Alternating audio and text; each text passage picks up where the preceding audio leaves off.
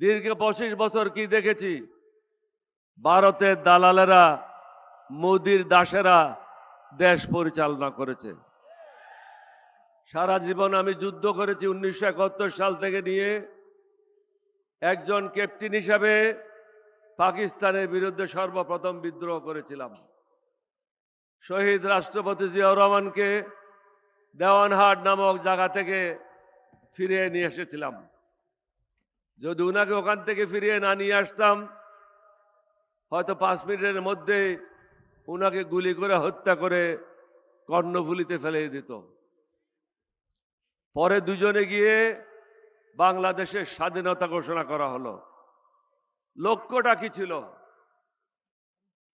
এটা ন্যায়ভিত্তিক সমাজ হবে, অর্থনৈতিক মুক্তি হবে, বাংলাদেশের মানুষ সুখে শান্তিতে বসবাস করবে।